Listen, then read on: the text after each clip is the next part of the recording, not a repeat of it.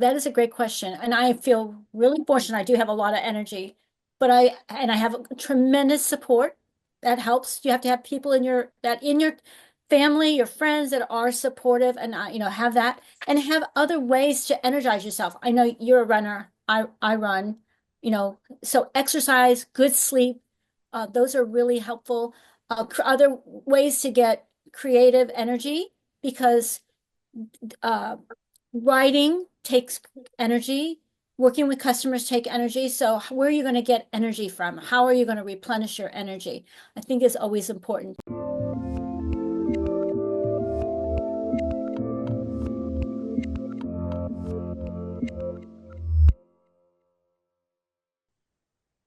Hey everyone, this is Devin Miller here with another episode of The Inventive Growth. I'm your host, Devin Miller, the serial entrepreneur that's grown several startups into 7 and 8 figure businesses, as well as the founder and CEO of Miller IP Law, where we help startups and small businesses with their patents and trademarks. If you ever need help with yours, just go to strategymeeting.com, grab some time with us to chat, and we are always here to help.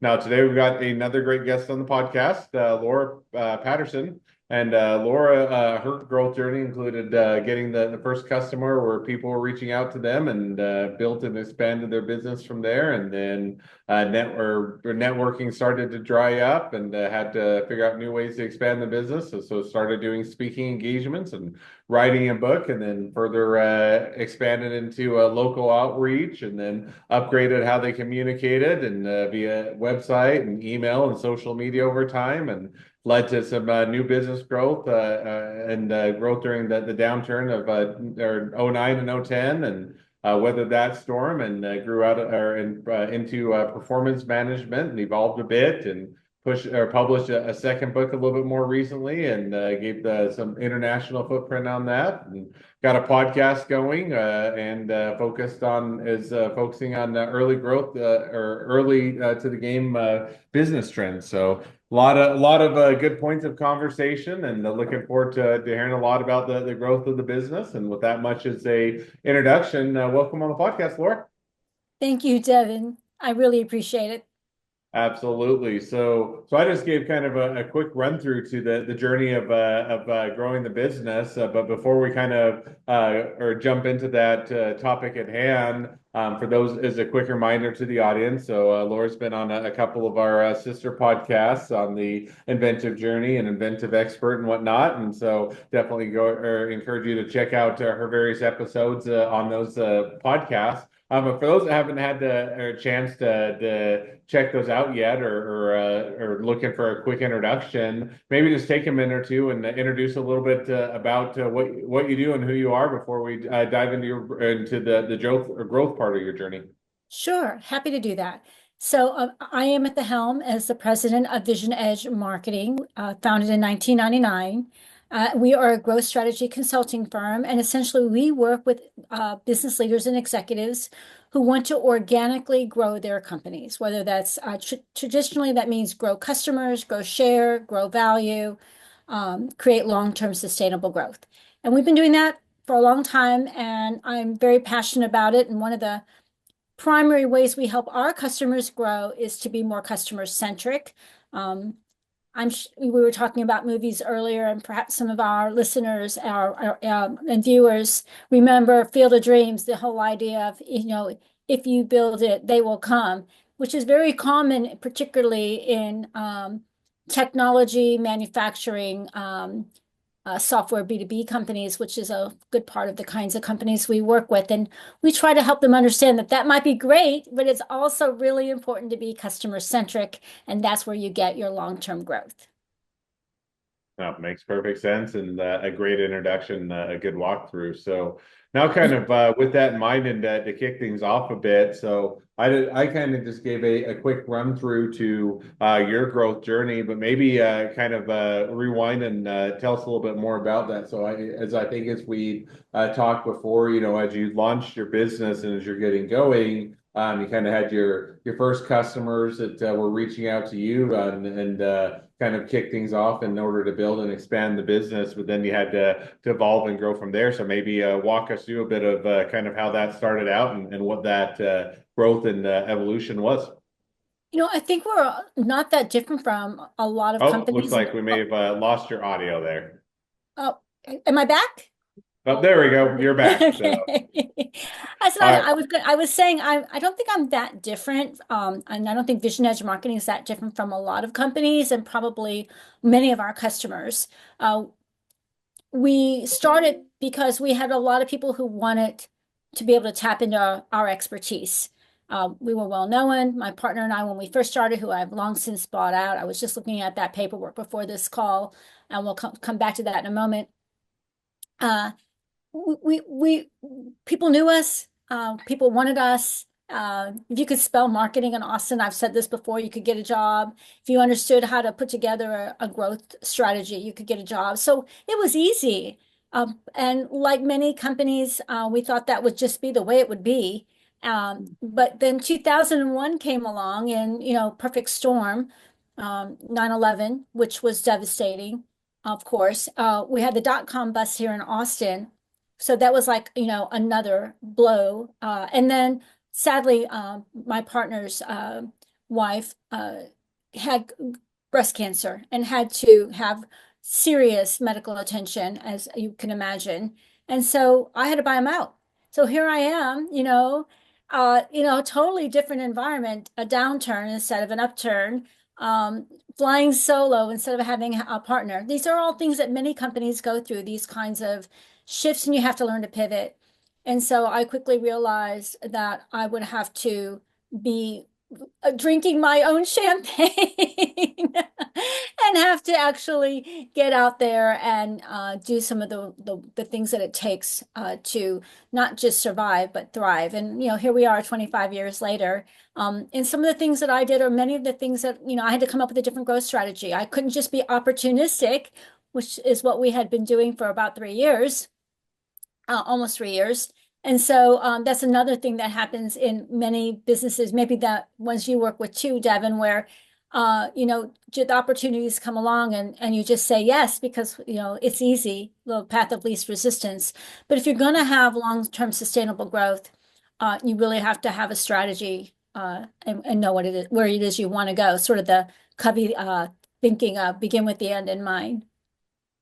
No, that makes perfect sense. Now let's unpack that a bit because that was kind of jumping through quite a bit of the period of time. So you did mention that kind of started out the first few years were not lucked into by any means, but you had a good network, a good amount of people that you kind of already had a good foundation and a starting point, and then you hit a couple of those tripping points where you had to evolve a bit as the network dried up. And I think that, that's oftentimes kind of what people head into, right? So in other words, they're going to start and they're going to have those natural connections where they have built up a network over a period of time, people that are trusted customers or clients or other people that they can put in the funnel. And it tends to be a good opportunity to start the business, but oftentimes that only takes you so far. So kind of as you were having that network dry up and otherwise looking for different avenues to expand into or to compensate for that, kind of where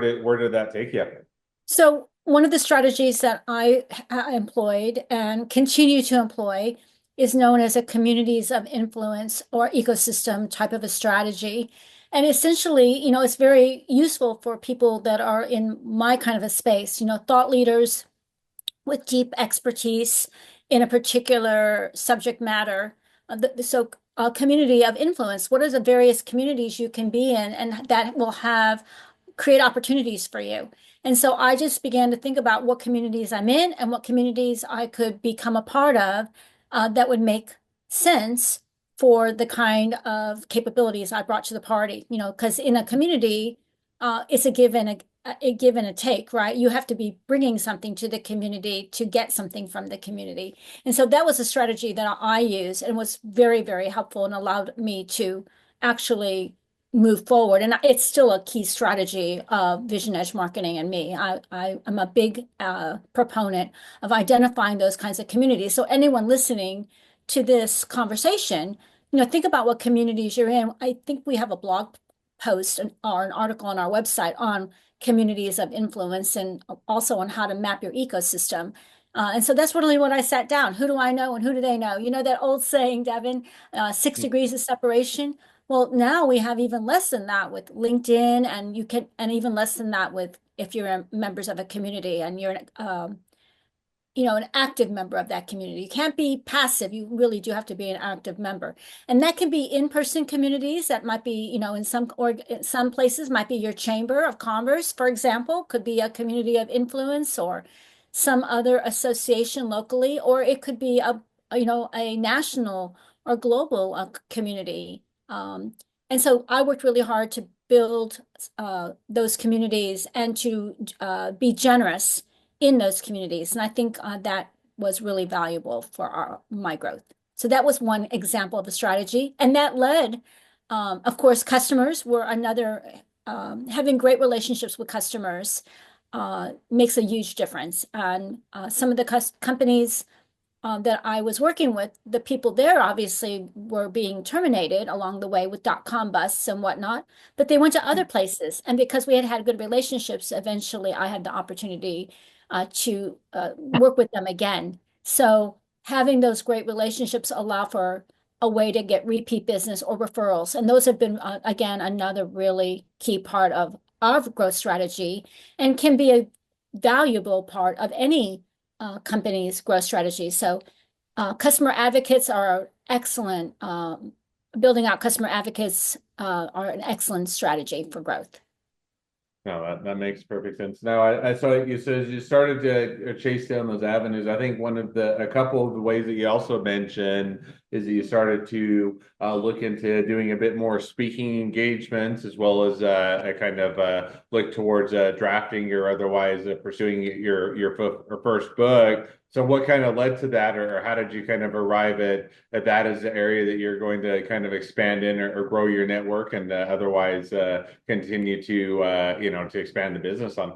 Well, actually, it was the communities of influence and my customers that served as the impetus or the catalyst to a book and to several. Now I have four, and to other works. So one of the things that we started doing in 2001 and did for decades is a piece of longitudinal research around a topic that have expertise in, which is particularly performance management and marketing accountability.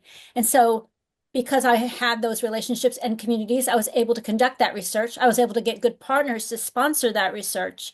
And so that then allowed me to get that research published in peer-reviewed journals. And then that kind of built on it, right? Because now I'm working in the community, giving back to those communities. And the same thing with speaking engagements. You're in a community and all of a sudden they need somebody. And rather than saying, I can do that and you need to pay me, I said, I can do that. Where do I need to be? Right? So being willing to give eventually led to people saying, well, we pay you for that, right? So it was the strategies of growth that allowed those tactics to emerge. And then those tactics helped with getting the next wave or ripple of growth. Because now you have a book and now you have a piece of research and now you're doing speaking engagements. And so now you can expand your reach. But that was Now, how did you? Because it sounds like, and putting words in your mouth, you certainly correct them where they're wrong. It was a little bit of you gave it away for free a little bit, or kind of that, give, get kind of an idea in the sense of, hey, we're going to put out that content, put out that information. If people find it helpful, then we can go ahead and make that beneficial to provide that benefit to them and it will return or fold. Now sounds like you had the community that starts or almost telling you should charge for this or you should pay, we'd be happy to pay you for that. Now how did you make that transition from kind of so to speak, giving it away to really say, no, this is something that we can get people to pay for and we're going to go down that route? um that's a great question. In a couple of instances, it was an offer. They said they offered. It wasn't much, but it came out maybe like this. Well, what would be your honorarium to do that? I had, I'm like, okay, obviously you're willing to pay something. And my answer was, well, what's in your budget? Or, what would make sense? Or how can we make this a win-win? Right. And then as time went on and I'm getting more in demand and getting more of a reputation, then I can start saying, I'd love to do that for you. This is my honorarium, and then eventually this is what I'm paid to speak, right? So it built on itself. Um, and again, it comes back to having good relationships and with people, and somebody feeling like they got something of value, and then going to someone else and saying, "This is back to that referral, that advocacy strategy." Um, we had Laura speak about customer centricity, or we had Laura come speak about performance management, sort of the two key themes that I have. And we had Laura come talk about growth strategies.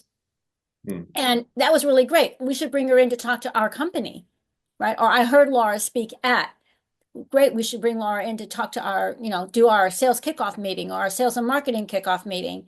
And then that just led one thing to another. Because now when you're talking to a company, there isn't necessarily the expectation of free, right? They're not really in your community. This is part of getting work, right? Yeah, no, that definitely makes sense. So it sounds like it was a good transition, certainly from both, provides value, sometimes, conveying it or conveying that value. This isn't just being giving away for free, but it now is something that people are willing to pay for, gives you a bit of credibility when people are willing to pay. And oftentimes you start out with, hey, we're going to give it away. We're going to show that traction and that viability. And then quickly we're going to transition into getting people to pay for it. So you made that transition now. You're doing, I think you expanded, if I remember right, you then took that and expanded to do other additional local outreach and also then upgrading the way that you communicated. So maybe kind of walk us through that phase of growth that you guys went through. Yeah. So again, I think a lot of companies are always trying to figure out how to, where does the opportunities to grow come from? You can only, so for example,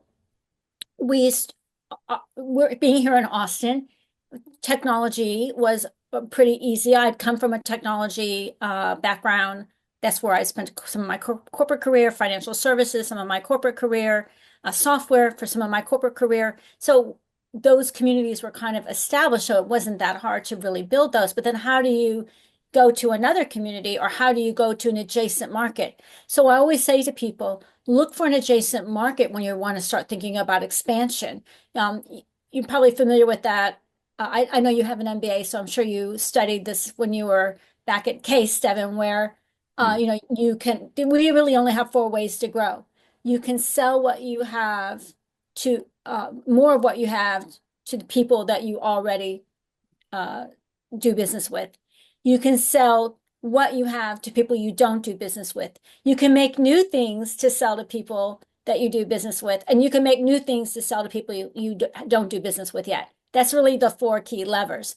And so Hmm. we worked out what are some new things that we have that we could bring to the conversation with customers. So we do a lot of work, we were doing a tremendous amount of work around research and data and analytics and dashboards. Well, how could we lead that into something else, for example, uh, and bring that to the party? We were doing a tremendous amount of work around planning and strategic planning and marketing plans and making them measurable and making them more customer centric. And there weren't really any good tools that we could use. We kept trying to make tools work. In the end, we developed our own. So then we all of a sudden we now have what I know you talk a lot about, intellectual property, right? We all of a sudden have a piece of software that we can now sell. So those things allow you to scale, right? Because now you have things. It's not just about your expertise and your time. So those were things that we started doing to expand. Gotcha. No, that makes sense, and sounds like that was great areas to expand into, and provided some opportunity to build the business. Now, kind of as you did that, 2009, 2010, probably Oh even yeah. earlier than that, 2008, comes around, and you're the all really the whole world, and it gets hit with a downturn in the economy, downturn in people spending and otherwise building businesses, and kind of a drawback or a drawback of expending funds, and kind of people holding off. So as you're hitting that period, as you're doing all of these things to build and expand the business, grow the network, and all of that, kind of walk us through maybe a bit, how did that impact things, and kind of where did you take things from there? Yes. So life is like that, peaks and valleys. Some people have really high mountains and really low ravines. We've been very fortunate, but yes, another downturn comes in, so here we go again, right? Different kind of a downturn, and the world is pulling back. So you have to think through, okay, where do we have the opportunities again to uh, where are the relationships? Where are those communities that we have stayed active in? So I think this is again a really important point I want to make. You have to be consistent. I didn't just jump from one community to the next, to the next, to the next. I chose communities strategically and have stayed actively engaged in those communities, right? So that Hmm. is important. I didn't stop doing the research that we started in 2001. I continue to do that. It was about consistency, um, and continuing to move it forward. Uh, I went ahead and published another book, so that there was new content and new thought leadership that was coming out at that time. So now I'm on my third book or second or third book at that point in time. So I guess my message was, when the market pulls back, you have a choice depending on what your resources are like and how much you're willing to dig in. We chose to push forward. We made small pivots, not big pivots. But one of the things, and this is probably at this point where customer centricity um, became a much bigger part of our brand and our story. We were very well known in marketing accountability, but we have been talking about customer centricity, but we hadn't really shone a light on it. And now that we used that downturn to do that. Why? Because everybody out there was trying to figure it out, what they could do in this pullback. And so this was a great way for us to give some guidance, right, that had actually played out for us, give some guidance Hmm. to our customers and use that to as a pivot for our own company.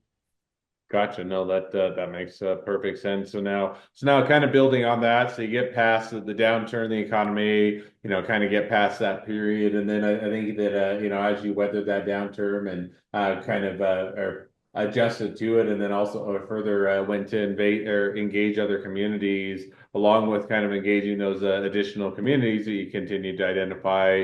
You also, wrote a second book and also started a podcast. So maybe kind of walk us through how or what led to those and kind of how you built or grew into those as a company continued to build. Great. I mean, happy to do that. And this is why customer centricity pays off for every company. Our podcast is What's Your Edge, which is a little over 5 years old now, is the result of uh, customers. And so I use metaphors a lot in some of the work that we do, right? I would use metaphors, and eventually someone came along and said, I really love that metaphor. I can't remember everything you said about it. Could you record that for us and send it to Hmm. me? Right? And so I did record it and I sent it to them. And somehow or another that got passed somewhere, and someone else said, could you record it another metaphor, or could you send it to so and so? Before I know it, What's Your Edge evolved as a way for us to use metaphors um, as the vehicle for our podcast to convey key ideas. And so for 5 years, we every 10 times a year, once a month, essentially, I did a podcast on a key topic and leveraged a metaphor. We've just changed that format this year again because the opportunity came from customers to be able to make that shift. The same with my last book, Fast Track Your Business. I was doing a program for a customer I had worked with at three different companies. So as he moved up, he brought Vision Edge Marketing along. And I feel grateful to those people who've done that for us over the last 25 years. It's just remarkable. And I'm delivering this program when John says to me, I've had you do this growth wheel program for us now 3 times. When are you ever going to put that on paper? And I said, I didn't really have any plans to put that on paper. He said, oh, you should rethink that. And that is how Fast Track got born because I had a customer who say, put it on paper. And at the same time, I had a member of a community come to me and say, would I have a radio guest that has pulled out. Would you be willing to take over the rest of the episodes? And initially I said no. Who has time for that? I'm already doing my own podcast. I'm already doing running a company. But because he was a member of the community and who I thought very highly of and been very good to me, of course I said yes, with some conditions. And one of those conditions was that I would get to choose my guests and that they would be entrepreneurs and CEOs in Austin who don't typically get to be in the limelight. This was a West Coast radio program, and give those people an opportunity to be in the spotlight and to have, talk about their expertise and their companies. And as a result of that work, and it was called Ready, Set, Grow. Those were my episodes. I took Ready, Set, Grow and the growth wheel, and that is what became the content for Fast Track Your Business, all as a result of the community.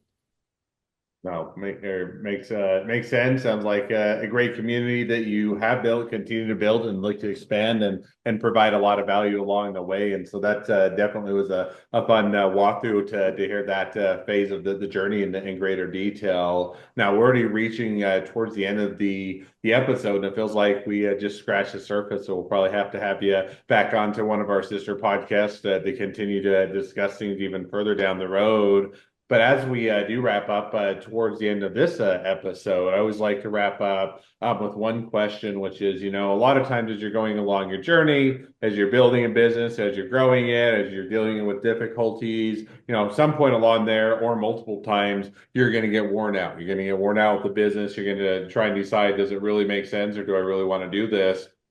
So as you're hitting, one or more of those points, what do you do when you get worn out with the business? Well, that is a great question. And I feel really fortunate. I do have a lot of energy, but I have tremendous support that helps. You have to have people in your family, your friends that are supportive and have that and have other ways to energize yourself. I know you're a runner. I run, so exercise, good sleep, those are really helpful. Other ways to get creative energy because uh, writing takes energy. Working with customers take energy. So where are you going to get energy from? How are you going to replenish your energy? I think is always important.